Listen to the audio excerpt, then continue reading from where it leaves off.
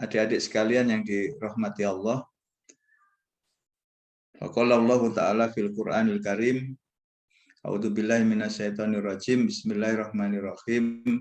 Ya ayyuhalladzina amanu dzkurullaha katsiran dzikran.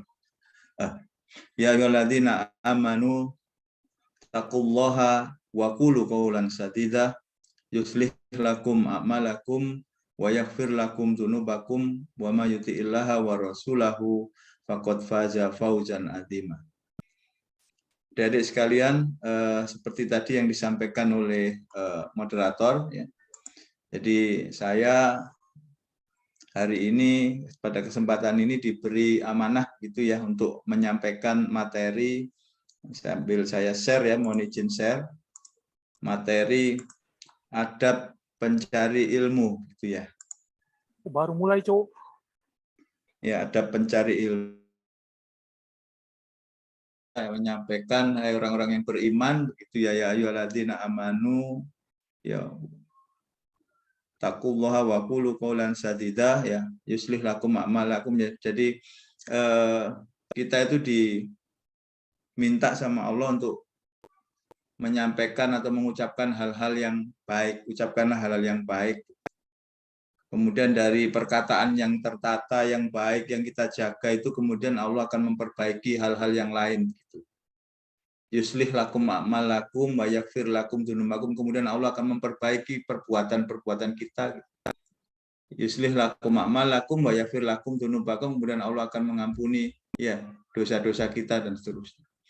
Jadi sebetulnya berkata yang baik kepada siapapun, kepada teman, kepada orang yang lebih muda, kepada orang yang lebih tua, kepada guru, apalagi kepada orang tua, semua itu bisa menjadi awal dari hal-hal besar. Jadi awali dari baik dalam bertutur kata. Di salah satu ayat di surat Al-Ahzab itu tadi Allah menyampaikan begitu. Jadi sebetulnya kita ngomong yang baik pada orang lain itu juga bagian dari adab sebetulnya. Bertutur kata yang lemah lembut gitu. Jadi ada di suatu hadis ya, di Al-Qur'an gitu ya. Intinya Allah itu maha lembut, hadis ya, Allah itu maha lembut dan Allah menyukai sesuatu yang lembut. Jadi sebuah perkara yang rumit kalau itu disampaikan dengan lemah lembut malah menjadi terselesaikan. Bahkan ada sesuatu yang bukan masalah, tapi kita menyampaikannya dengan tutur kata dan bahasa yang kasar, malah menjadi masalah, pertengkaran dan lain sebagainya. Padahal tadinya membahas agama, begitu ya, membahas kebenaran. Tetapi karena kita menyampaikannya dengan sesuatu yang dengan bahasa yang kasar, maka terjadilah masalah, timbul masalah. Nah, sebetulnya kelembutan dalam bertutur kata itu juga bagian dari akhlakul karimah dan adab begitu ya kepada orang lain. Itu akan menghiasi sebuah masalah yang tadinya ada masalah besar menjadi tertutupi hanya karena kita ngomong dengan lembut. Nah, adik-adik sekalian, di dalam materi adab pencari ilmu ini sebetulnya tidak banyak ya. Materinya tidak banyak dan dalilnya juga tidak banyak yang kita ambil begitu ya, hanya sedikit saja begitu ya. Jadi sebelumnya saya juga ingin memperkenalkan diri dulu supaya Anda kenal ya. Ini rata-rata semester berapa? Semester 1 ya? Atau sudah semester 3? Saya tidak tahu ya. Yang ikut mentoring ini semester 1 ya? Iya Pak, semester 1.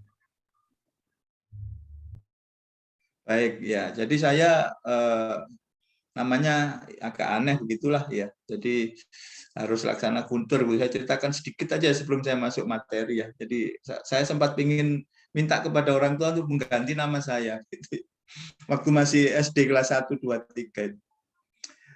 Karena saya merasa berat sekali memikul nama ini begitu. Orang tua saya orang tua yang biasa saja, bukan orang tua yang jabat atau apa begitu ya. Tapi tidak tahu kenapa saya diberi nama seperti ini, gitu. Beda dengan kakak-kakak saya.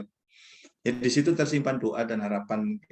Jadi sampai akhirnya setiap nama saya disebut waktu SD sampai SMP, itu saya masih beban mental. Itu mesti teman-teman satu kelas tertawa, apalagi kalau masuk kelas baru gitu. Sampai akhirnya saya minta diganti kelas 6 kelas 5, dikurangi lah nama saya, harus aja atau harus laksana gitu. Sudah mau diganti di rapor itu. Tapi kemudian di ijazah dikembalikan lagi dengan nama asli sesuai akte begitu ya. Ya sudahlah, saya harus menjalani hidup dengan beban memikul nama ini begitu ya. Ya tetapi mungkin orang tua saya punya harapan dan sudah punya kabar-kabar dari langit begitu, biasanya kan begitu.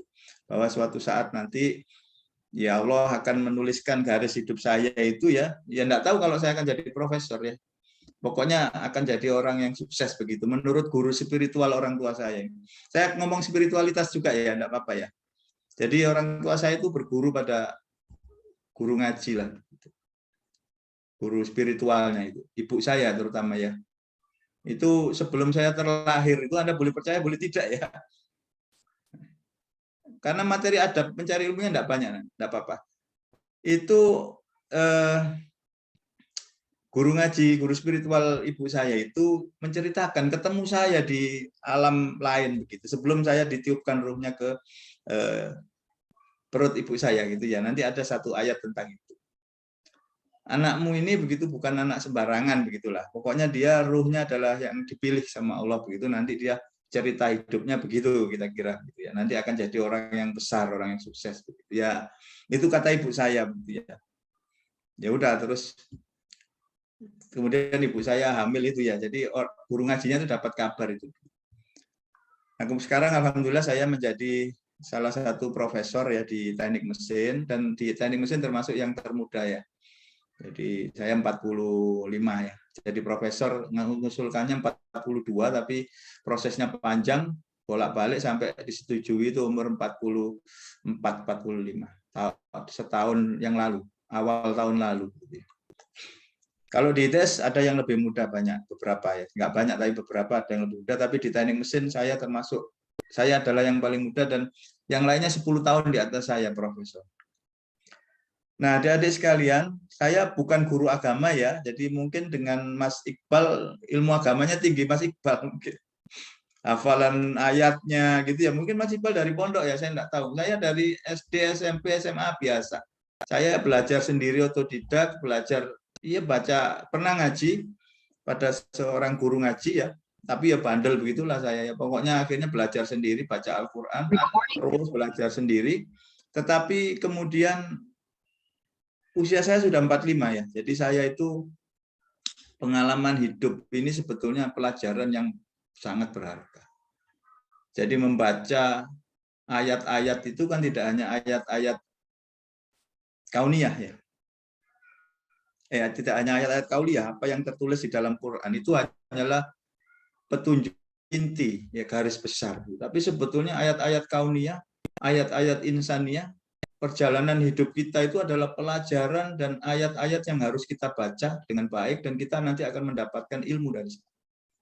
Dan itu mungkin yang membedakan Anda yang masih usianya separuh usia saya ya dengan saya begitu ya. Walaupun mungkin hafalan Al-Quran Anda banyak, tetapi ilmu hidup ya, Anda gitu dengan saya mungkin yang jelas pasti banyak saya ya, karena saya lebih senior. Itu aja mungkin kelebihan saya. Kalau ayat-ayat saya ya enggak banyak hafalan, hanya 1-2 ayat saja.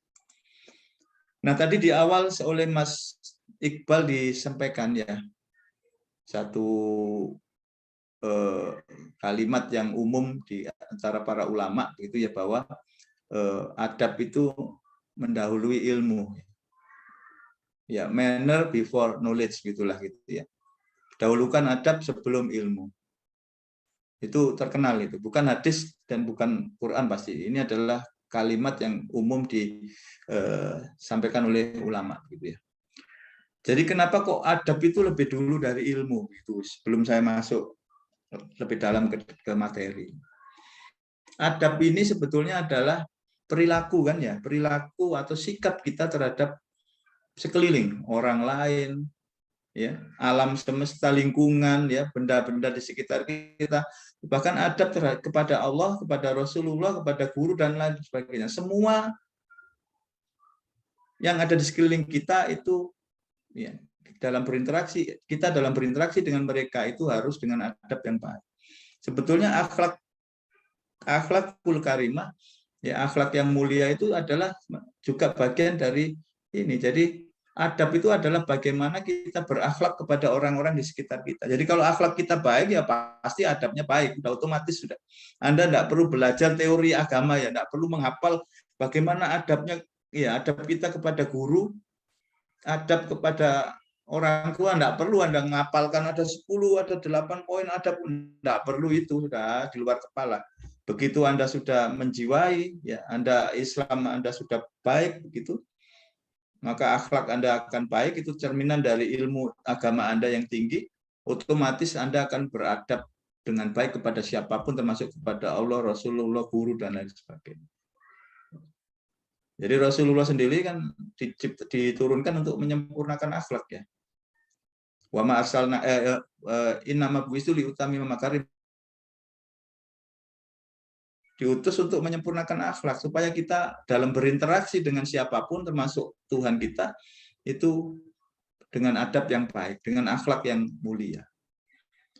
Jadi buah dari ilmu kita, kalau ilmu itu adalah benih, ya, yang kita tanam, maka buah itu adalah semua hal yang keluar dari pohon yang bisa dimanfaatkan orang lain, itu adalah akhlak mulia atau adab kita kepada orang. Nah, kenapa adab itu mendahului ilmu? Ini kemarin saya ceritakan di kelas Ayub. Ketika adab itu, ya adab itu kalau kita menuntut ilmu, kita harus adabnya itu menyadari bahwa diri kita ini bodoh, jahil. Karena memang takdir kita jahil, kita tercipta tidak tahu apa-apa. Ya kemudian Allah beri mata, telinga gitu, ada satu ayat nanti di akhir akan saya sebutkan gitu ya. Kemudian dengan itu kita melihat, mendengar, kemudian belajar gitu. Jadi dari tidak tahu apa-apa.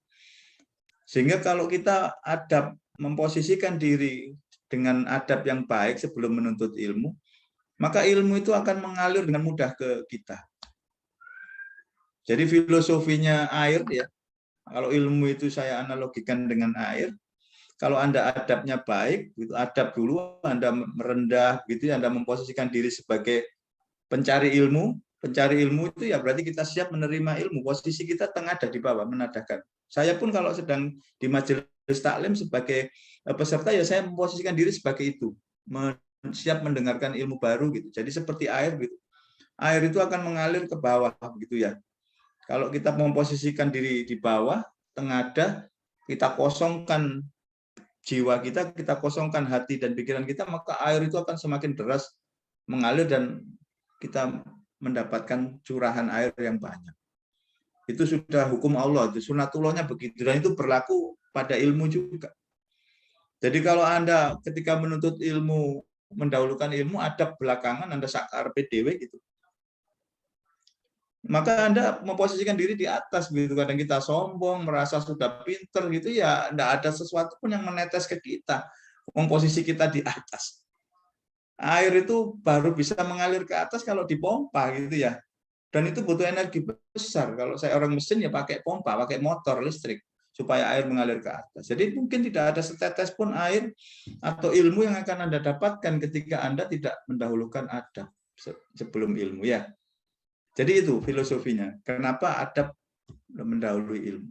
Jadi ketika kita belajar sebagai mahasiswa atau sebagai student, sebagai siapapun, ketika kita datang ke majelis taklim mendengarkan ilmu dari ustadz, ulama atau siapapun, ya kalau saya tidak melihat siapa yang berbicara, begitu kata Ali bin Abi Thalib, ya, tapi lihatlah apa yang dibicarakan. Itu artinya kita memposisikan diri sebagai seorang penuntut ilmu yang merendah.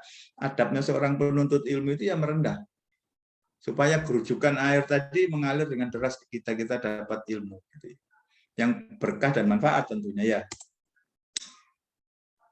Ya, jadi itulah kenapa di sini dengan mempelajari adab, kita beradab dulu. Di Anda itu bagaimana beradab sebagai seorang student, pelajar, menuntut ilmu, ya.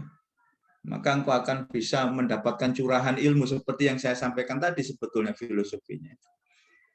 Jadi ketika kita berakhlak mulia, kita menyadari posisi kita sebagai yang membutuhkan begitu, maka ilmu itu akan mengalir dengan deras. Sama seperti adab kita kepada Allah Subhanahu wa taala.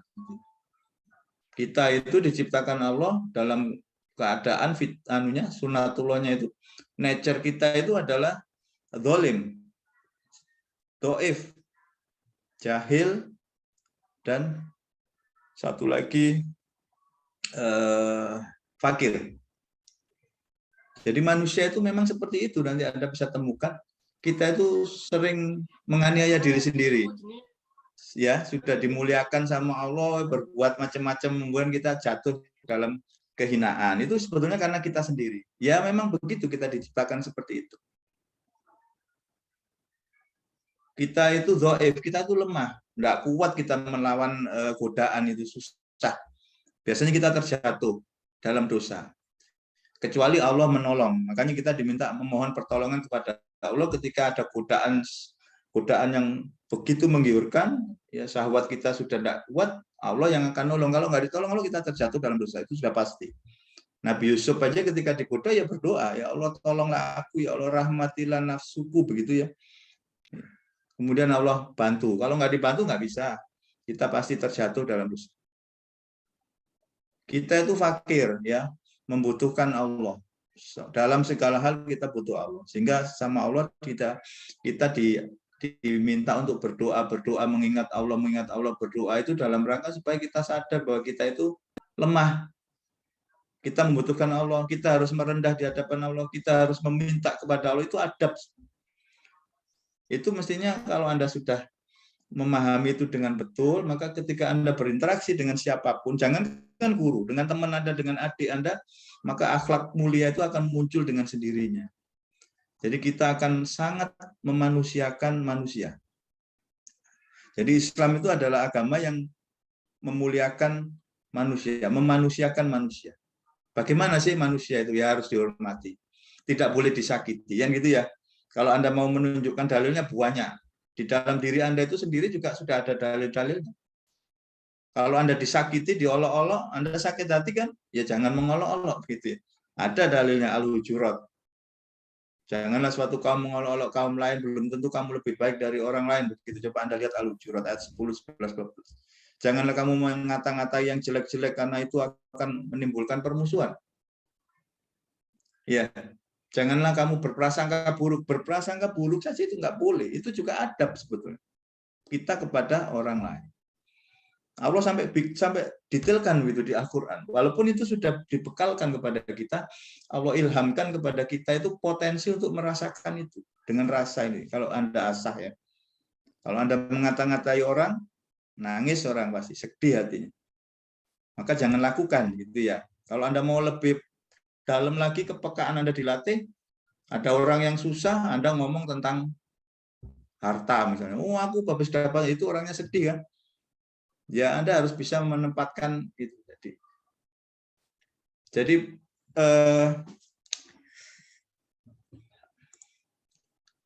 adab itu sendiri ya, ada 4 ya. Ya, secara garis besar lah. Tapi tadi sudah saya sampaikan semua sebetulnya ya. Bagaimana adab kita kepada Allah, kita itu hamba yang tadi itu ya dolim, dhaif, fakir, dan jahil. Satu lagi itu jahil itu bodoh. Kita tuh tidak tahu apa-apa kecuali apa yang Allah beritahu. Bahkan besok aja kita nggak tahu apa yang akan terjadi begitu ya. Dan itu banyak sekali kita mengalaminya ya. Teman yang baru saja ketawa-ketawa sama kita ternyata nanti malam dipanggil Allah. Naik motor jatuh di lubang. Ada mahasiswa ITS begitu. Hari ini kita tersenyum ketawa, tiba-tiba besok serangan jantung dan tidak ada. Kena COVID dan lain sebagainya. Jadi pengetahuan kita itu hanya sebatas apa yang Allah beritahu gitu ya.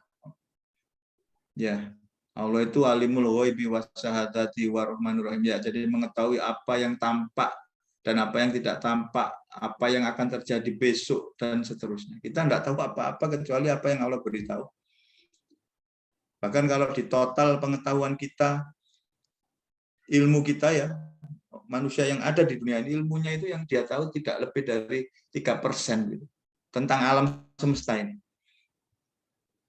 Jadi 97% manusia yang ada adalah tidak diketahui tidak diilmui. Kita tidak punya ilmunya. Kita tidak tahu apa saja yang ada di dalam laut dan apapun makhluk Allah itu banyak sekali. Dan lebih banyak yang kita tidak tahu. Jadi pengetahuan orang sedunia kalau dikumpulkan itu hanya 3% saja yang dia tahu dari apa yang Allah ciptakan, ya. Itu pernah ada survei. Jadi selebihnya kita banyak yang tidak tahu. Bahkan apa yang di dalam diri kita banyak yang tidak tahu, ya. Hal-hal yang mikro, makhluk, bakteri, virus dan lain sebagainya, ya. Apalagi yang di luar, ya. Di dalam laut kita banyak yang tidak tahu dan lain sebagainya. Maka adabnya seorang yang tidak tahu itu ya dia menghamba. Dia memposisikan diri merendah. Ya, maka kita harus beradab kepada Allah dengan baik, dengan selalu berdoa, bergantung kepadanya, memohon dan meminta dengan penuh harap. Kepada Rasul pun demikian. Rasul sebagai orang yang menerima wahyu, kalau tidak lewat Rasulullah maka kita tidak akan tahu Al-Qur'an. Ya, tidak akan bisa memahami kalamullah. Ya, jadi Rasul orang yang sangat berjasa. Di situ kita setelah memuji Allah, alhamdulillah gitu, atau innal hamdalillah dan seterusnya, kemudian kita bersolawat kepada Rasulullah, ya. Kita mendoakan Rasulullah supaya Allah memberikan rahmat kepadanya. Kemudian adab kepada manusia dan kepada alam semesta. Jadi kalau kepada manusia yaitu tadi, Dek. Kuncinya itu ya memanusiakan manusia, jangankan ke guru, ya. Anda pegang itu ke sesama manusia. Kalau Anda perlakukan teman Anda, adik Anda dengan yang baik, dengan ihsan, maka Anda akan dihormati orang lain. Itu sudah otomatis. Hal jazaul ihsan ilal ihsan, gitu, ya. Jadi tidak ada balasan kebaikan kecuali kebaikan. Wa aksin, berbuat baiklah kama ahsanallahu ilaika. Berbuat baiklah karena Allah, sebagaimana Allah telah berbuat baik kepada kita. Kita itu banyak diberi nikmat, kita berbuat dosa ya tidak apa-apa, ditangguhkan sama Allah, disuruh minta maaf, ya. Kita berbuat baik sedikit saja dibalas berlipat-lipat. Jadi Allah itu sangat baik kepada kita. Allah tutupi kekurangan kita, aib kita itu, jadi kita sangat berterima kasih mestinya kepada alam pun demikian, ya. Bagaimana kita harus baik, ihsan kepada alam semesta, kepada tumbuhan, bahkan kepada benda-benda mati, ya, yang kotor dibersihkan. Itu sebetulnya bentuk adab kita kepada alam, kepada benda-benda mati. Tidak terus mentang-mentang hewan ditendang-tendang gitu, tidak disayang, gitu, ya. Ya, karena adab yang baik kepada makhluk Allah termasuk hewan dan alam semesta dan benda-benda mati itu adalah bagian dari keimanan kita, ketakwaan kepada Allah. Jadi tidaklah kita memindahkan duri yang akan menancap, ya, di jalan itu, kecuali itu adalah bagian dari iman, ya, keimanan kita. Jadi salah satu cabang dari iman, ranting itu, ya itu. Jadi orang yang mau memindahkan itu dan mengingat Allah itu sudah orang yang sangat luar biasa. Dia tahu bahwa itu adalah kebaikan dan kebaikan itu mendatangkan keridhaan Allah. Nah, ini terkait majelis, ya, adab sebagai penuntut ilmu, ya. Ya ayyuhalladzina amanu, ini bentar, ya. Idza qila lakum, ya, tafassahu fil majalisi. Bentar, ini tulisannya kok mengganggu. Ya. Fafsahu yafsahillahu lakum. Fa idza qila suju fansuju yarfa'illahu alladzina amanu minkum walladzina utul ilma darajah wallahu bima ta'maluna khabir. Jadi terkait majelis ilmu, ya, terkait menuntut ilmu seperti di kita ini sekarang, Anda, ya, ini adalah majelis ilmu ini, ya, majelis ilmu. Jadi ketika kita di dalam majelis ilmu kemudian kita bahas Al-Qur'an di dalamnya, maka Allah akan mengirimkan malaikat-malaikatnya begitu di dalam sebuah diskusi, ya. Kemudian mendoakan kita begitu. Mudah-mudahan saat ini malaikat diturunkan oleh Allah, Allah meridhoi apa yang kita lakukan dan kemudian mengampuni dosa kita dan melimpahkan rahmatnya kepada kita. Jadi dikatakan kepada, hai orang-orang beriman, katakan kepadamu, ya, berlapang-lapanglah dalam majelis, gitu. Maka lapangkanlah. Jadi kalau kita diminta untuk melapangkan sebuah majelis, ya membantulah berkontribusi terhadap terlaksananya sebuah majelis ilmu itu termasuk dalam melapang-lapangkan gitu ya. Maka lapangkanlah ya, jadi luangkanlah waktu untuk ya terlibat dalam kepanitiaan misalnya yang terkait dengan ilmu ya, membantu menghapuskan papan tulis itu ketika guru selesai menulis itu termasuk dalam melapang-lapangkan berlapang-lapang dalam majelis. Jadi kita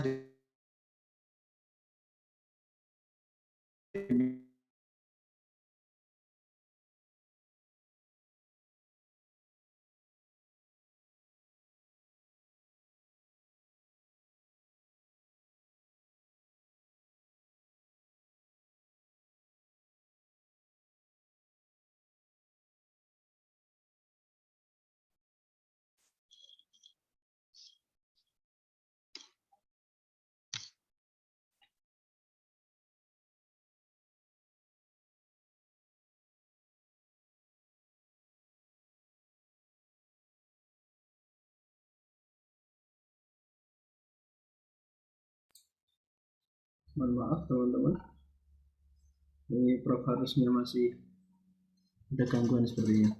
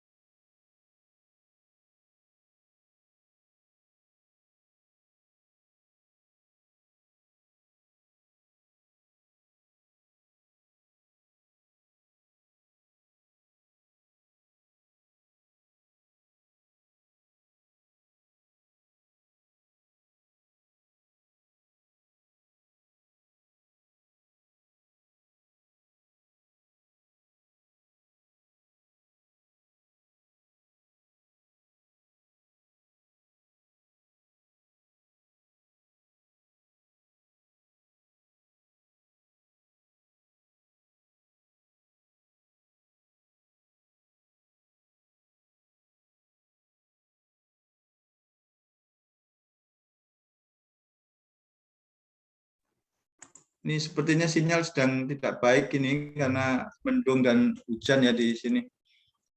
Saya share lagi ya, mohon maaf ya. Iya, Prof. Tapi ini kok nggak bisa share screen, dicek anu dulu ya, Iqbal ya. Baik, Prof.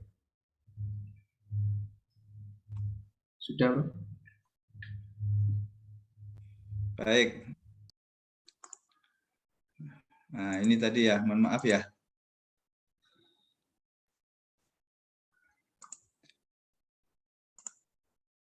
Saya lanjutkan aja ini. Jadi ini salah satu dalil terkait bagaimana kita diperintahkan ya sama Allah untuk melapang-lapangkan sebuah majelis ilmu, karena ilmu itu kedudukannya cukup tinggi gitu ya. Nah, ada pencari ilmu ya, dalam majelis ya, termasuk tadi sudah saya sebutkan sebetulnya ya, sedikit-sedikit ya. Jadi kalau di dalam kelas misalnya ya kita membantu atau memudahkan atau melapangkan sebuah majelis itu ya banyak yang bisa kita lakukan dari hal-hal yang kecil ya. Jadi saya lihat kadang saya melihat misalnya satu murid atau mahasiswa itu tanpa disuruh dia menyiapkan misalnya papan anunya spidolnya dulu ya saat kuliah offline ya. Nah, itu di pesantren mungkin diajarkan begitu. Jadi tiba-tiba dia mengambilkan remote-nya, spidolnya, menghapuskan papan tulisnya. Itu salah satu adab yang bagus betul. Ya, ini kenapa kita beradab begitu tadi saya sampaikan di dalam sebagai seorang penuntut ilmu, karena dengan adab yang baik itu kita memposisikan diri sebagai orang yang mencari ilmu ya, memposisikan diri di bawah sehingga ilmu itu seperti air yang akan mengalir ke kita. Kalau posisi kita di atas sombong, misalnya kita adabnya tidak baik ya, tidak ada ilmu yang bisa kita dapatkan. Dan kalau ilmu itu berkah, maka dia akan bisa mendatangkan manfaat pastinya ya. Nah, di dalam sebuah majelis ya, adab dalam majelis itu di dalam majelis apapun ini kita bisa terapkan lah ini ya. Jadi saya enggak usah di-set sebagai co-host ya. Akhirnya ini yang join-join itu mengganggu. Saya harus tampil terus di monitor saya, enggak usah ya. Walaupun saya enggak ikut, tapi kan kalau nggak di teman-teman yang baru join itu loh, saya muncul sebagai co-host itu harus saya klik admit atau enggak. Nah, kita harus memberi salam ya. Sebetulnya salam ini kan diperintahkan ya sama Allah. Jadi kalau kita bertemu dengan saudara seiman gitu, diminta untuk mengucapkan salam. Di dalam sebuah majelis pun kita disarankan untuk mengucapkan salam. Karena salam itu sebetulnya doa kan ya. Assalamualaikum ya warahmatullahi wabarakatuh gitu ya. Ya, semoga keselamatannya, damaian menyertai kita ya. Ya, rahmat dan keberkahan Allah juga melimpah kepada kita. Itu sebenarnya isinya kan doa. Assalamualaikum ya warahmatullahi wabarakatuh gitu ya. Jadi semoga keselamatan menyertaimu ya. Dan juga rahmat serta keberkahan Allah juga tercurahkan kepada Anda semua. Itu adab yang baik nanti. Kemudian yang hadir atau itu juga kemudian diwajibkan menjawabkan salamnya. Jadi artinya dari situ sudah tercipta satu hubungan yang baik di dalam sebuah komunitas. Jadi itu dari salam saja Allah sudah mengajarkan bagaimana kita membangun satu hubungan yang baik di dalam sebuah society.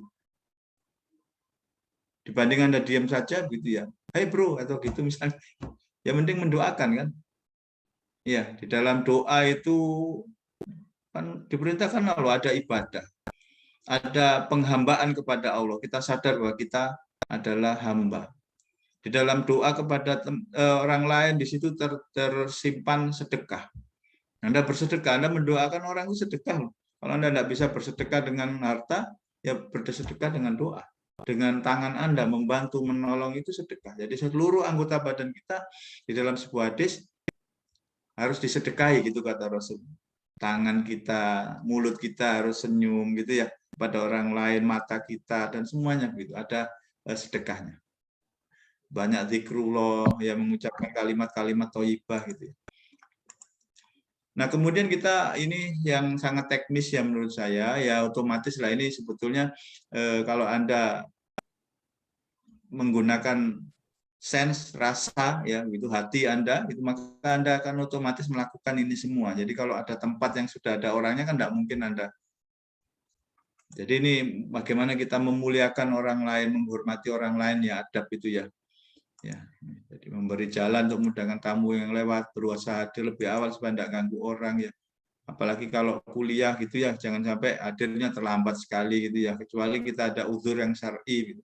Kalau enggak ya usahakan datang bareng lah atau lebih awal dari gurunya ya. Kemudian kalau ada perbedaan-perbedaan di dalam sebuah majelis ya, ada yang hal-hal yang khilafiyah yang memang punya potensi berbeda itu ya kita berlapang dada lah. Sumbernya sama tetapi pemahaman kita berbeda, cara berpikir kita berbeda yang menghasilkan sesuatu yang penafsiran yang berbeda pula ya. Ya. Jadi itu kita harus sudah mempersiapkan diri karena memang Allah ciptakan sunatullahnya berbeda-beda gitu. Memang ada hitam, ada putih ya, ada laki-laki, ada perempuan, semua berpasang-pasangan. Kecuali Allah, laisa kamitslihi syai'un, tidak ada sesuatu pun yang menyerupai Allah. Allah tidak berpasangan gitu, Allah sendirian. Jadi memang dibedakan makhluk dengan Allah. Makhluk memang bergantung pada sahabatnya, pada temannya, pada pasangannya, tetapi Allah tidak bergantung pada siapapun. Makanya Anda pun tercipta dari perbedaan kan gitu. Ada bapak, ibu, kemudian Anda gitu ya tercipta Anda. Maka jangan sekali-sekali bertengkar, berdebat karena perbedaan. Apalagi sampai memandang orang yang berbeda itu lebih rendah dari kita, lebih salah dari kita, kita yang benar, jangan. Semua punya potensi benar. Ya, kita pun punya potensi terjatuh dalam kesalahan. Ya, kalau Allah berkehendak, yang tadinya penjahat, anaknya seorang yang jahat bisa jadi ulama besar. Banyak cerita-cerita seperti itu. Atau sebaliknya. Nah, kemudian kita juga di adab di dalam sebuah majelis itu kita dianjurkan untuk bersikap bijaksana dan menghiasi diri dengan kebijaksanaan. Jadi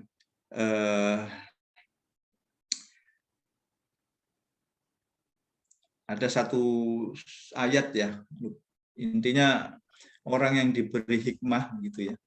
Hikmah itu pemahaman ya atas sebuah ilmu, bisa Al-Quran dan hadis yang sangat dalam. Jadi orang yang diberi hikmah itu sebetulnya orang yang diberi nikmat yang sangat besar, sangat banyak. Karena dengan hikmah itu, dengan kebijaksanaan itu kita bisa melihat sesuatu dari perspektif sudut pandang yang luas sekali. Tidak gampang menyalahkan dan lain sebagainya. Nah, adab terhadap guru dan dosen ya. Ini sangat teknis juga ya. Ini mungkin tidak perlu saya sampaikan ya. Kita harus bisa memposisikan diri, menghormati orang lain, begitulah yang sedang berbicara. Sama, kalau siapapun, tidak hanya orang yang lebih senior, lebih tua, guru, apalagi ya, kepada teman aja, kepada anak kecil aja. Anak saya itu kalau dia ngomong, saya tinggal main HP, dia marah. Apalagi yang sudah remaja dan sudah ngerti, marah loh. Anak saya yang kecil itu marah. Ya, dia marah. Kok nggak diperhatikan ngomong gitu? Itu sudah punya, dibekali sama Allah memang begitu. Jadi sejak kita lahir ya, dari perut ibu, kemudian kita diberi telinga, mata, ya, hati. Allah bilang begitu nanti. Ada ayatnya. Itu memang kita dari kecil itu Allah yang mengajari kita itu.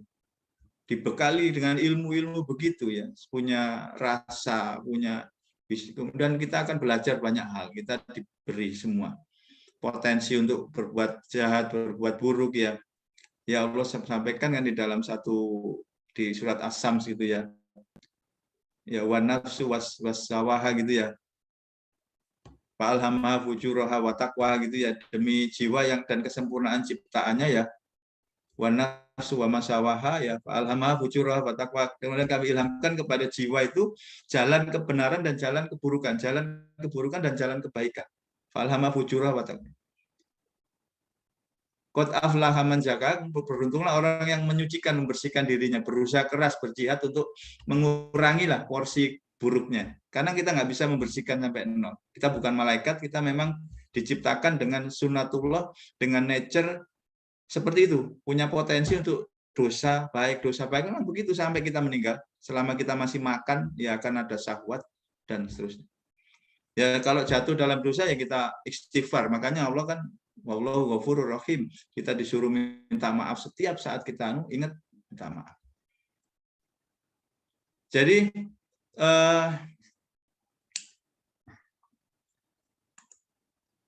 jadi kita punya sudah potensi itu. Kita bisa memahami orang lain, bisa sedih kalau orang lain sedih, itu semua Allah yang membekali itu kita dengan potensi itu.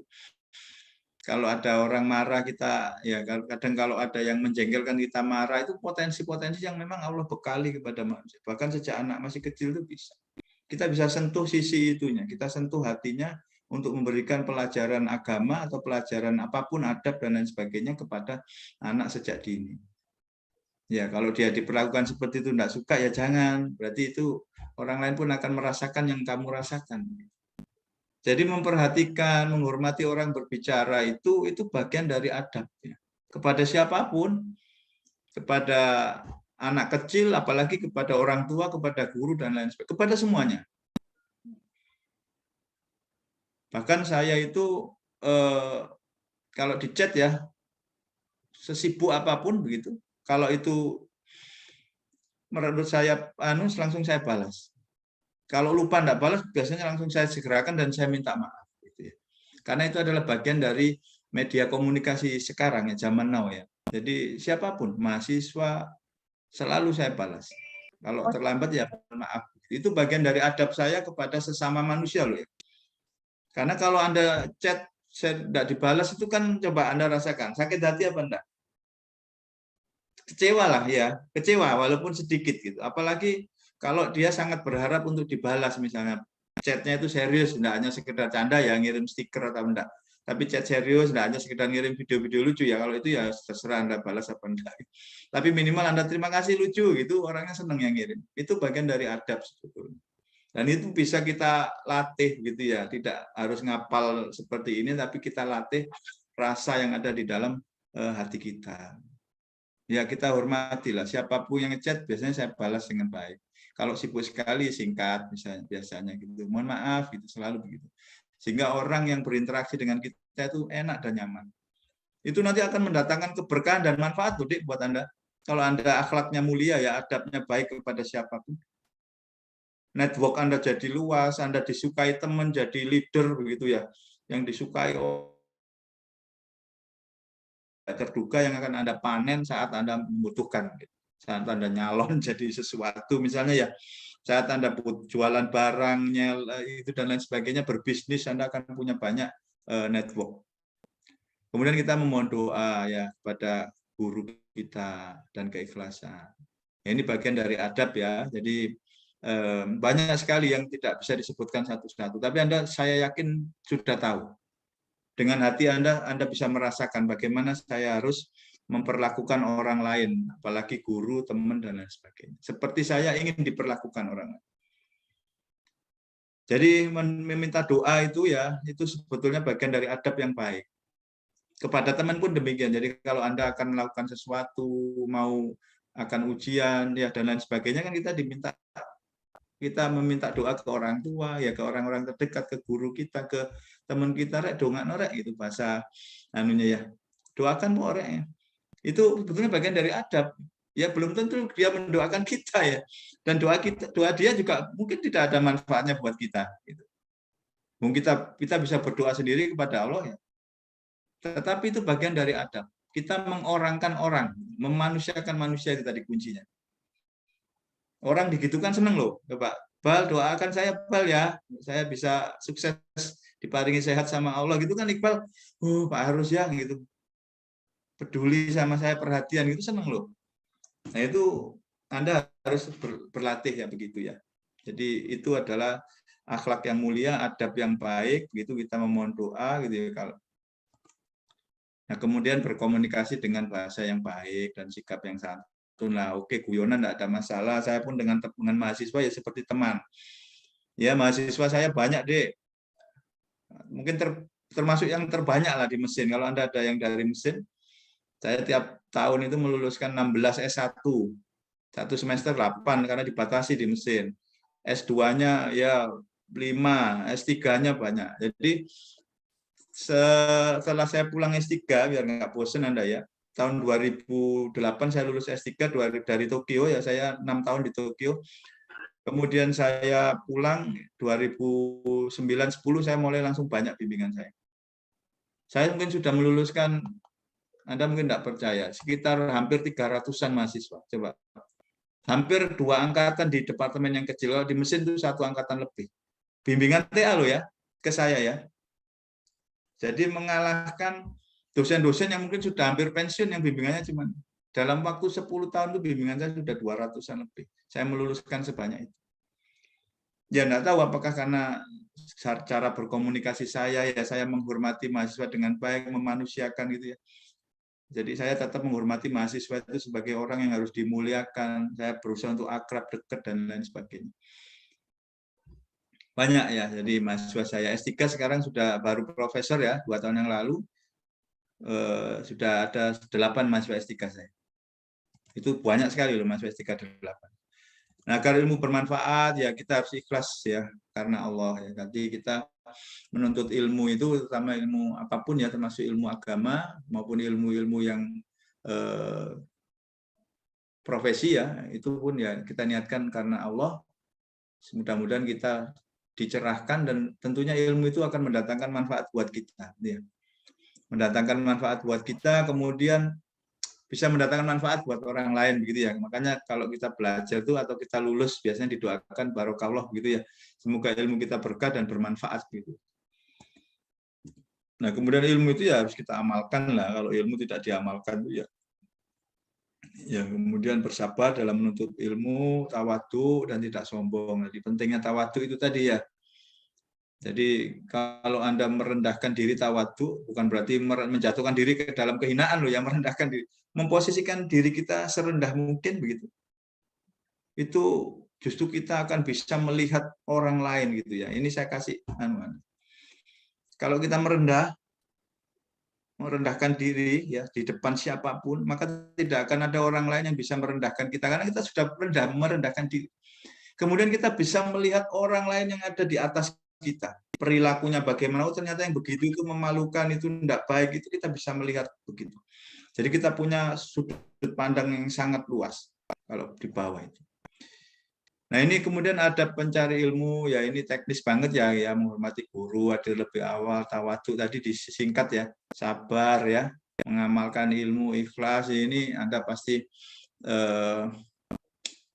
tidak perlu hafal lah, pasti sudah memahami itu. Dan ada satu tinggal berapa Iqbal waktunya Iqbal? Sudah habis ya? Maksimal sampai jam 9. Ya nanti kan ada diskusi mestinya ya. Iya. Iya. Wabtahi fima atakallahu dzarul akhirah wala tansa nasibaka minad dunya wa aksin. Nah ini tadi yang saya sebutkan, kama ahsanallahu ilaika wala tabghil fasada fil ardi innallaha la yuhibbul mufsidin. Dan carilah apa yang telah dianugerahkan Allah kepadamu, kebahagiaan negeri akhirat. Jadi nikmat yang Allah, ini pengingat aja ya di akhir ya. Jadi kalau kita diberi nikmat apapun, harta, kesehatan, ya, ilmu, pangkat, jabatan itu maka gunakan untuk mencari kebahagiaan di akhirat ya. Karena memang tidak lama kan hidup di dunia ini ya, bentar saja begitu, tiba-tiba kita tersadar lu sudah tidak di dunia lagi. Itu yang saya sering bayangkan begitu ya, karena ada Allah mengingatkan di banyak ayat lah begitu ya, tiba-tiba penduduk kita sudah di akhirat begitu ya, kemudian kita berdebat loh, kok kita seperti tidak pernah hidup di dunia gitu ya, itu hanya kenangan saja. Berapa lama kamu merasa hidup di dunia? Ya 1 hari begitu ya, percakapan penghuni akhirat ya. Kemudian ada yang bilang enggak kok cuma setengah hari, sekedipan mata saja. Ya memang kalau semuanya itu sudah berlalu ya kita tidak bisa kembali, itu sudah selesai sudah. Kita hanya bisa mengingat saja bahwa kita pernah hidup di dunia begitu. Makanya gunakanlah apa yang kita miliki, pemberian Allah semuanya itu titipan untuk mencari keridhaan Allah gitu. Supaya Allah senang kepada kita, sayang kepada kita, ya tentu untuk akhirat kita gitu. Tetapi ya tetap kenikmatan dunia ini ya jangan dilupakan lah ya, bagian kita di dunia, karena bagaimanapun juga Allah menciptakan kita di dunia ini dengan tujuan ya, salah satunya ya supaya kita bisa menikmati rahmat Allah, rezekinya, pemberiannya, karunia-Nya ya, bisa menyaksikan kebesaran Allah alam semesta ini, itu ya kita nikmati. Tetapi digunakan untuk tadi itu ya. Waksin kama ahsanallahu ilaika, dan berbuat baiklah sebagaimana Allah telah berbuat baik. Jadi kalau kita punya ilmu ya digunakan ilmu itu untuk kebaikan-kebaikan, untuk berbuat baik. Dan jangan membuat kerusakan, kebalikannya ya. Itu ya. Sungguhnya Allah tidak menyukai orang yang berbuat kerusakan. Allah itu suka yang baik-baik dan perbuatan baik. Tidak perlu saya definisikan baik itu seperti apa, Anda pasti tahu. Ya. Anda ada orang haus, Anda beri minum gitu, Anda menuangkan minuman ke dalam gelasnya, orang itu baik apa enggak? Pasti semua 100% mengatakan itu kebaikan. Jadi tidak perlu didefinisikan sebetulnya. Anda menyusun sandal yang tidak rapi di masjid misalnya, atau dimanapun Anda rapikan, itu baik apa enggak? Baik. Allah suka itu. Ya, innallaha yuhibbul muhsinin. Membersihkan diri baik apa enggak? Baik. Innallaha yuhibbul mutatahhirin. Ya, kan? Menyesali perbuatan jahatnya itu baik apa? Itu kebaikan. Jadi tidak perlu didefinisikan. Anda itu sudah tahu sebetulnya di dalam diri Anda itu yang mana yang baik dan tidak. Anda sudah dibekali itu. ketika kita ragu akan suatu kebaikan, maka tanyakanlah kepada hatimu. Begitu ada Rasulullah ngomong. Walaupun orang ngomong, ulama sejagat ngomong begitu ya, ini tidak baik, atau ini baik, tapi kalau hatimu kemudian menolak, ya itu tidak baik. Maka percayailah hatimu gitu ya. Ya, kemudian di akhir saya tutup dengan khairun nas anfa'uhum linnas, ya, sebaik-baik manusia adalah yang paling bermanfaat buat orang lain. Ya, kebaikan itu tidak dinilai dari kecil, besar, banyak, sedikitnya, ya. Dinilai dari kalau kita ikhlas, kemudian Allah ridho, sekecil apapun seberat biji zarah, maka kita akan mendapatkan balasan yang tak berhingga karena keridhaan Allah tadi. Jadi ridho Allah itu seperti sesuatu yang tak berhingga, gitu ya. Kita melakukan sesuatu yang kecil kali tak berhingga sudah tak berhingga. Maka jangan pernah menyepelekan kebaikan-kebaikan yang sekecil apapun. Sekedar membersihkan jalan orang yang mau lewat. Ketika Anda melakukan, ingat Allah, ya Allah, mudah-mudahan ini tidak menyakiti orang lain, karena saya juga tidak ingin sakit tertusuk duri, itu sudah Allah itu sayang sama Anda. Ya, khairun nas anfa'uhum linnas. Nah, ini terakhir ya. Supaya kita ingat bahwa kita itu bodoh, ya Allahu akhrajakum, dan Allah ya mengeluarkan kamu dari rahim atau perut ibumu, min butuni ummahatikum, ya. La ta'lamuna syai'an, dalam keadaan kamu tidak tahu sesuatu pun apapun, bodoh ya. Wa ja'ala lakumus sam'a, kemudian Allah jadikan pendengaran, wal absara, penglihatan, wal afidah, ya, dan hati, la'allakum tashkurun, supaya kita bersyukur. Jadi goalnya itu bersyukur ya, kita diberi mata, telinga, kemudian kita bisa menyaksikan yang indah-indah yang diciptakan Allah, bisa mendengarkan musik yang kadang mengingatkan kita pada kebesaran Allah, mendengarkan tilawah yang murotal, diberi kita ya bekal untuk bisa menyaksikan atau kebesaran Allah. Mata bisa melihat ya alam semesta ini, Allahu Akbar, gitu, subhanallah, alhamdulillah, la ilaha. Supaya kita bersyukur ya. Ini juga bagian dari adab sebetulnya. Karena kita udah diberi, apa adabnya orang diberi bilang apa? Terima kasih gitu ya. Sehingga salah satu bentuk rasa syukur itu ya kita berterima kasih kepada siapa yang memberi. Ada sebuah hadis qudsi ya. Hadis ya, bukan hadis qudsi, ketika kita diberi sesuatu oleh seseorang, kemudian oleh siapapun ya, tetangga, atau kalau kita punya sesuatu, balaslah dengan memberi gitu. Jadi kalau kita di rumah itu kan ada tetangga ngasih makanan, biasanya baliknya itu piringnya kita isi lagi kan dengan makanan ya. Itu sebetulnya ajaran Islam, sunnah Rasul. Kalau tidak punya sesuatu untuk diberikan karena kita sedang nggak punya apa-apa, maka minimal ucapkanlah terima kasih. Itu sunnah Rasul begitu. Itu adalah tanda bahwa kita adalah hamba yang bersyukur, apalagi kepada Allah ya. Ya, kalau kita diberi sesuatu nikmat ya ucapkan alhamdulillah, karena nikmat itu tidak pernah bisa kita hitung. Alhamdulillah. Alhamdulillah, ya alhamdulillah. Itu adalah bentuk rasa syukur kita kepada Allah. Ya kalau bisa ya ditambah dengan rajin beribadah, karena kita berterima kasih kepada Allah, kita banyak bersedekah, memberi orang itu karena kita terima kasih sama Allah, ya sedekah. Baik, saya kira itu ya.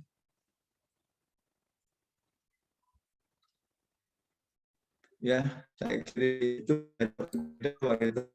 Wallahul muwaffiq ila aqwamit thoriq. Wassalamualaikum warahmatullahi wabarakatuh.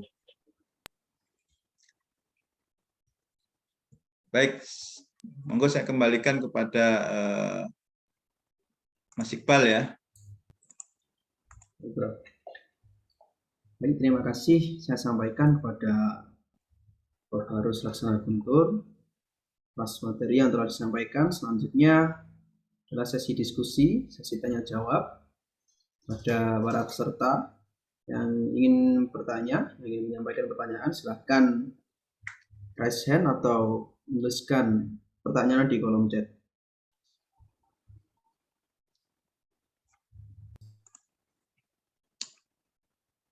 Silakan, Dek. Nanti ada tugas ini ya. Ini bisa dibaca nggak tugas mencari kalam hikmah ini, Dek? Enggak ya? Yang tampak di situ apa? PowerPoint saya ya? Iya, Bro. Terakhir yang alhamdulillah. Oh, baik, baik. Nanti ada tugas lah. Baik, silakan. Saya share lagi ya. Ini nanti mohon izin share satu kali lagi, Dek. Jangan ditutup ya, multiple share-nya ya. Biar saya bisa share. Ini tinggal 15 menit ya, jam 9 kan diakhiri toh? Iya, Bro. Iya. Nanti kita akhiri dengan sesi foto bersama ya. Nah, ini nanti tugasnya ya, silakan Anda cari dan temukan kalam hikmah. Hikmah tadi yang kebijaksanaan tadi. Jadi Islamic atau Islamic quotes lah yang bersumber dari ayat Al-Qur'an. Ada ya, Al-Qur'an itu satu ayat yang mengquote hikmah ini. Jadi yu'til hikmah mayasya, nanti Anda cari di surat apa, ayat apa ya. Allah berikan hikmah kepada siapa yang dikehendaki, begitu. Barang siapa diberi hikmah, maka sebetulnya dia diberi nikmat yang banyak. Hikmah itu ya ilmu sebetulnya, ilmu yang mendalam tentang Al-Quran hadis ya. Jadi orang yang diberi pemahaman yang sangat bagus oleh Allah, memang tidak semua orang ya. Itu biasanya dia akan wise gitu ya, dalam menyikapi perbedaan dan menyampaikan ilmu gitu ya. Dia tahu dengan siapa dia berbicara. Kalau dengan anak TK ya saya berbicara yang bisa dipahami oleh anak TK. Rasulullah begitu. Kalau Anda lihat hadis-hadis teksnya itu ya, itu juga mencerminkan dengan siapa Rasulullah berbicara. Kalau Rasulullah sedang berbicara dengan orang yang ilmunya tinggi, scholar ya, Ali bin Abi Thalib itu ilmunya tinggi dan orang-orang yang cerdas dan memahami agama Islam dengan sangat baik, maka dia akan berbicara dengan banyak kalimat-kalimat yang penuh hikmah begitu ya, dan mungkin tidak bisa dengan anak-anak kecil ya ngomongnya ya yang bisa dipahami anak-anak kecil lah. Gitu. Baik, silakan. Ini tugasnya nanti ya, mencari kalam hikmah, Islamic quote, bisa dari Al-Quran, hadis boleh, dari kalimat ulama, ya, dan apapun lah pokoknya terkait hikmah ya. Ini tugasnya ya. Silakan kalau ada pertanyaan ya 1-2 aja ya, karena jam 9 kan harus kita akhiri ya, Dek. Ya, Bro. Ini ada Tanya satu apa saja pertanyaan. boleh, wes, nggak usah adab, yang penting adab tadi sudah masuk lah. Oh, pokoknya saya harus beradab yang baik kepada siapapun gitu. Intinya kan gitu. Saya harus baik kepada siapapun, kata kuncinya kan itu. Saya harus menjadi anfa'um linas ya.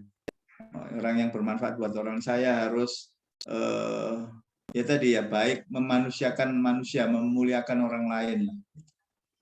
Intinya begitu. Prof, Silakan ini deh kalau ada. Ya. Pertanyaan di kolom chat. Ya. Dari Givano Kenan Risi Nugroho, desain interior. Izin bertanya, jika kita menciptakan suatu alat untuk mempermudah kehidupan manusia, namun di belakang hari ada orang yang memakai alat tersebut untuk perbuatan yang tidak baik, apakah kita sebagai penemu alat juga mendapatkan dosa dari perbuatan yang mengguna atau terputus? Iya. Ya kalau itu alat itu kan ini ya, objek ya. Tergantung siapa yang memanfaatkan ya. Kalau saya bikin pisau, kemudian pisau itu dipakai untuk menyembelih hewan kurban, ya saya ikut dapat pahalanya kan gitu. Tetapi pisau itu kan hanya objek. Kalau dipakai oleh seorang perampok untuk membunuh orang, apa kita dapat dosanya? Tergantung niat kita ya. Saat kita meng-create suatu alat begitu. Ya. Innamal a'malu biniat gitu ya. Sebetulnya amal itu ya bergantung kepada apa yang ada di dalam hati, Dek. Jadi apa yang tampak itu belum tentu nilainya mulia dan besar di sisi Allah. Ada orang yang bangun masjid begitu, tetapi sebetulnya niat di dalam hatinya itu dia ingin nanti supaya dia jadi imam, supaya dia dipuji gitu ya, karena supaya dia dipilih jadi gubernur, dan itu ya dia nggak akan dapat apa-apa kecuali apa yang dia niatkan kan begitu. Nah, kalau kita bikin teknologi, niat saat kita buat apa begitu ya, itu yang akan dicatat sama Allah. Jadi kalau kita buat pisau gitu, dari material yang anti korosi, ya, dari material yang misalnya apapun ya misalnya gitu, dan kemudian niatnya supaya ketika ini dipakai untuk berkorban begitu, hewan itu bisa meninggal dengan baik dan halal begitu ya, dan tidak menyebabkan kotor misalnya begitu ya, insya Allah itu yang akan dicatat.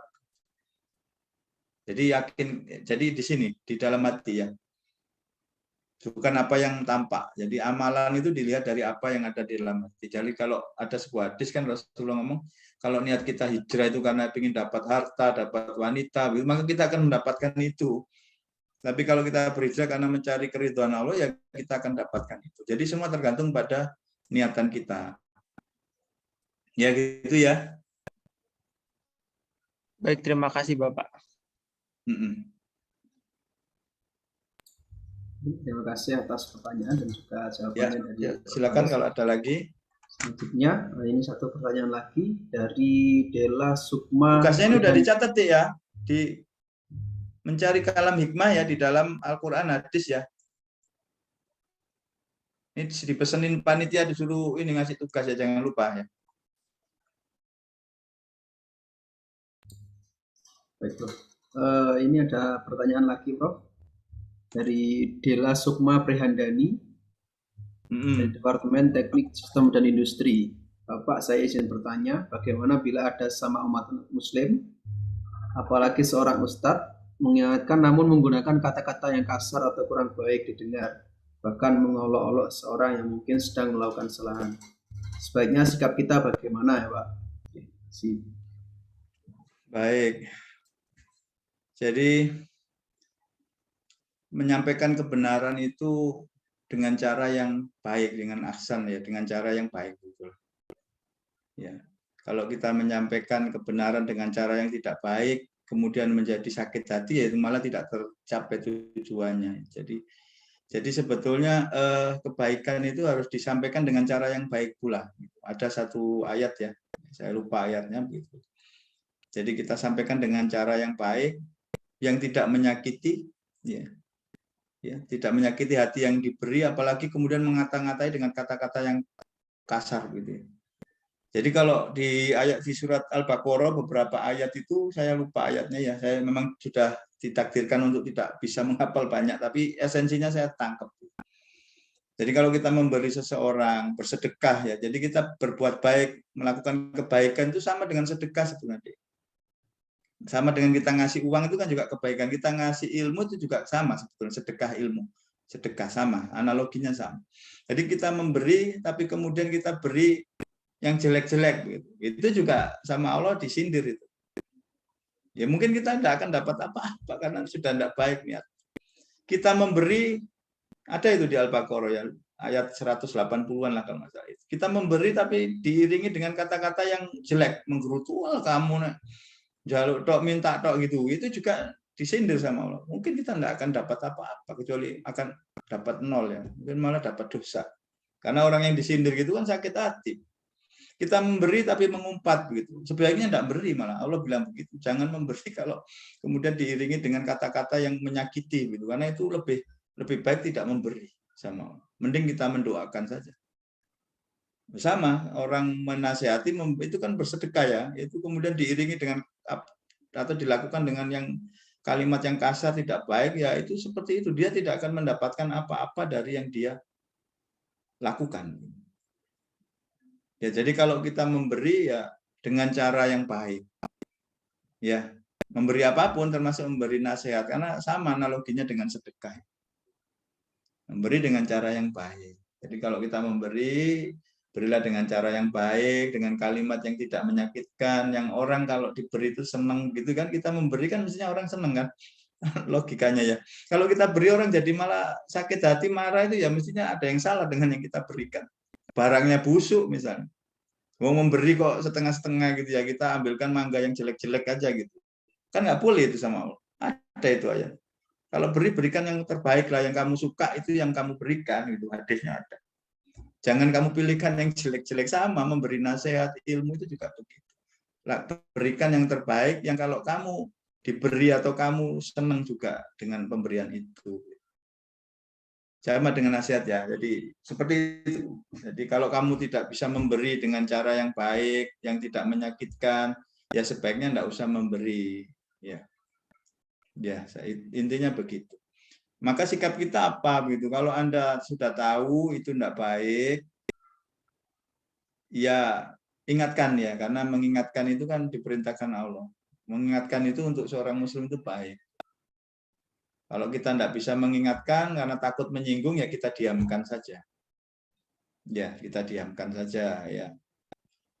Daripada nanti kita ingatkan terus sudah dipertengkar, itu kan juga tidak baik juga. Ya udah diamkan sajalah. Yang penting Anda tahu bahwa yang dia lakukan itu tidak baik gitu ya. Ya, dengan analogi sedekah tadi ya. Dalilnya banyak sih, bisa Anda cari nanti.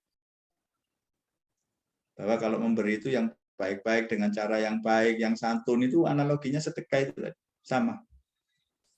Jadi setelah memberi ya jangan diomel-omeli, gerutu gitu loh. Wah, setelah ngapain itu orangnya dengar kan sakit hati, itu enggak boleh sama Allah. Itu ayatnya beruntun itu. Terus begitu. Lebih baik tidak memberi, tidak menasehati. Dan menasehati orang itu kalau orangnya sedang tidak ingin dinasehati ya malah menyakiti loh. Jadi makanya kita menasihati orang itu harus lihat-lihat. Kita harus bijak tadi itu. Ya, kalau dia membutuhkan nasihat biasanya dia minta begitu ya kita nasihati. Kalau dia tidak minta kita nasihati ya dia malah ini.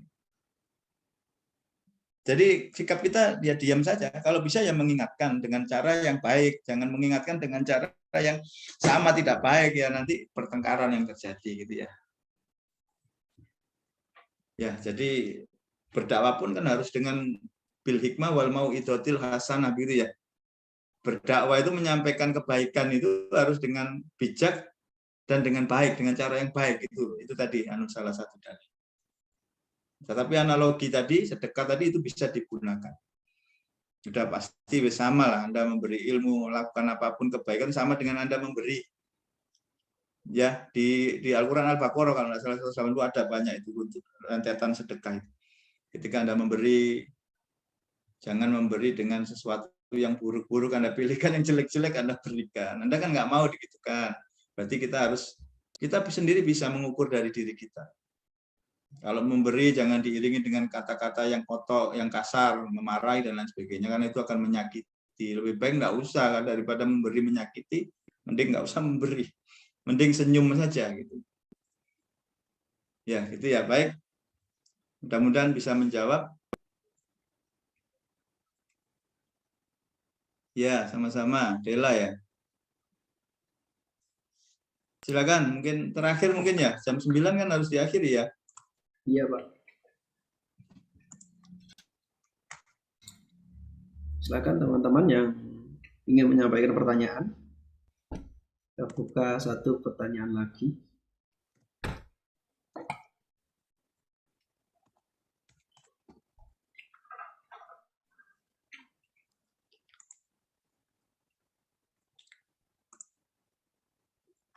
Ayo, silakan, Dek.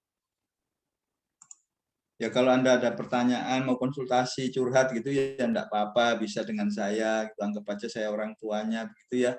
Saya mudah-mudahan diberi kemampuan untuk bisa inilah. Ya, jadi tempat curhat begitu ya. Jadi bisa memberikan nasihat yang baik begitu ya, tidak hanya berdasarkan dalil-dalil ya, tetapi berdasarkan pengalaman hidup dan kepekaan hati saya begitu ya. Bagaimana memberi nasihat yang baik kepada orang lain begitu. Silakan kalau ada pertanyaan lagi.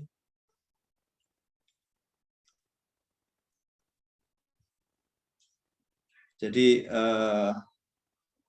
ya kalau saya ya sebetulnya kan amalan-amalan itu bergantung pada hati kita ya.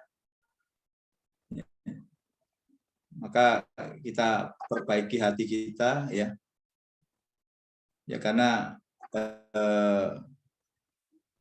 kalau hati kita baik maka baiklah semuanya begitu ya kata Rasulullah ya. Di dalam tubuh manusia ada segumpal darah gitu. Yang kalau dia baik maka baiklah seluruhnya, perilakunya, akhlaknya, adabnya.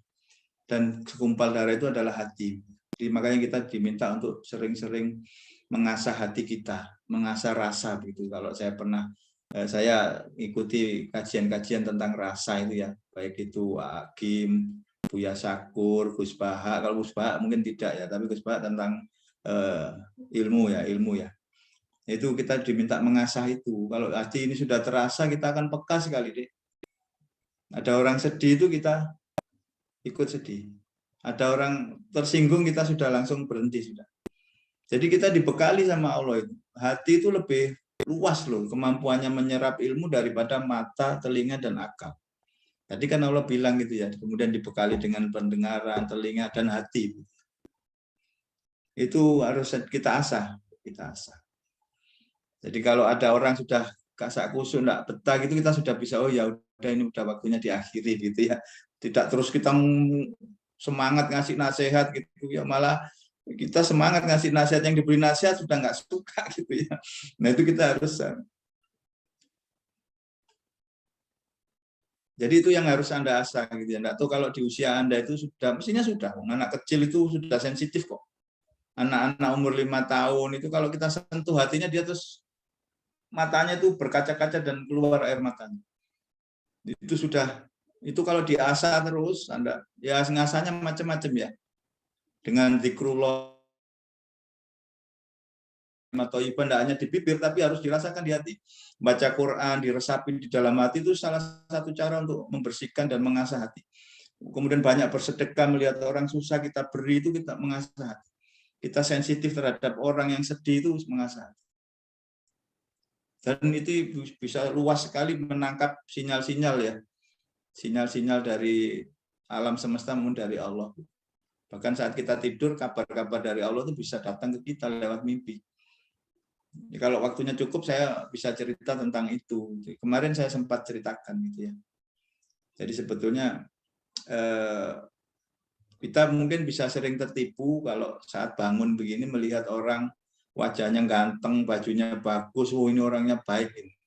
Belum tentu. Ternyata ketika kita tidur, kita bisa lebih tajam gitu. Karena saat itu semuanya istirahat, otak istirahat, mata istirahat, telinga istirahat, maka hati kita itu sangat peka. Jernih sekali menangkap kebenaran. Jadi orang yang jahat pada kita itu kadang diberi kabar sama Allah. Tapi saya tidak pernah ceritakan biasa. Di depan saya baik. Baik sekali. Kita tertipu kalau kita mengandalkan mata gitu ya. Mengandalkan indera yang dohir. Baik sekali, oh baik sekali. Tapi begitu ini, oh ternyata di balik itu dia orang yang jahat misalnya. Itu peka sekali loh hati kita itu. Ya harus diasah tapi ya, diasah. Mungkin ada yang berbakat sejak kecil, ada tinggal ditambah saja. Yang belum peka, yang terlalu mengandalkan logika, itu kalau ini yang sering kita asah terus ya ini yang tajam ya. Ini nggak tajam jadi. Baik, saya kira cukup Mas Iqbal ya. Sudah jam 9. Iya, Bro. Ya, kalau Anda ada pertanyaan, ingin curhat, boleh kok. Kemarin itu yang mentoring tahun lalu dia curhat ada masalah gini, Pak, kenapa kok PPKI atau apa begitulah ya, ada yang curhat kok begini, ini terus dia cerita ke saya, ya saya coba beri nasihat yang baik, saya beri penjelasan begitu. Kalau Anda punya masalah, ya enggak apa-apa, curhat ke saya, nanti saya bantu memberikan nasihat, membantu yang bisa saya bantu. Tidak hanya di forum ini ya, boleh chat gitu. Nomor saya kan ada toh. Ya Anda harus perkenalkan diri dulu, adabnya kan begitu. Saya kan enggak kenal semua ya, ini ada 269 ya. Jadi Pak, saya ini Pak yang pernah ikut acara majelis ini ya, mentoring dengan Bapak sebagai bicara, terus apa curhatnya, boleh. Baik, saya kira itu Mas Iqbal, saya kembalikan kepada Mas Iqbal. Baik, terima kasih Prof. Harus. Ya. Teman-teman sekalian, sebelum kita akhiri kajian mentoring pada malam hari ini, kita foto bareng dulu. Silahkan untuk mengaktifkan kameranya. Nanti di-share ya. Baik, Prof. Oke, slide pertama ya. Ya. 1, 2, 3. Slide selanjutnya. 1, 2, 3. Slide ketiga. 1, 2, 3. Oh, slide 4 sampai 6 ini enggak ada yang gap. Ya, udah, enggak harus Sampai semuanya 3 lah. aja.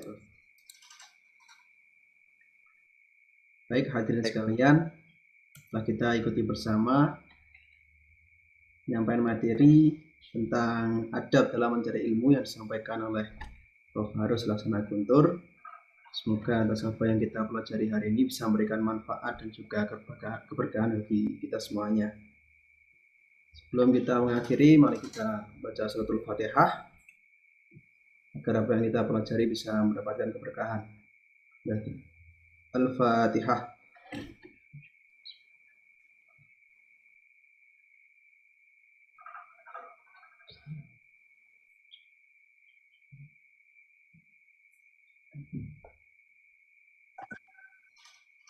وقل رب أدخلني وادخل صدقي وأخرجني مخرج صدقي واجعل لي من لدنك سلطانا نصيرا. Kita tutup dengan doa kafaratul majelis. Subhanakallahumma bihamdika asyhadu an la ilaha illa anta astaghfiruka wa atubu ilaik. Saya selaku moderator mohon maaf apabila masih terdapat kesalahan dalam penyampaian. Akhirul kalam wallahul muwaffiq ila aqwamit thoriq. Assalamualaikum warahmatullahi wabarakatuh. Waalaikumsalam warahmatullahi Warahmatullahi wabarakatuh. wabarakatuh. Ya, pamit ya tadi ya. Terima kasih ya. Terima kasih banyak. Ya, jaga kesehatan ya. Mudah-mudahan sukses semuanya lah di ITS. Amin. Terima kasih, Pak. Suwun, Mbak. Ya. Makasih, Pak. Ya. Saya izin pamit ya Iqbal ya. Iya, Prof.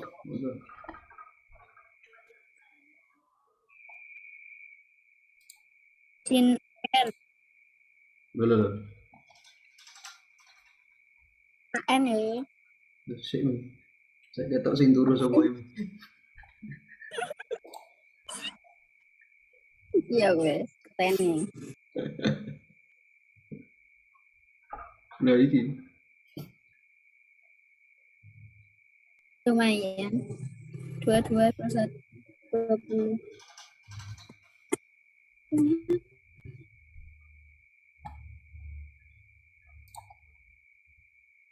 Wis iki.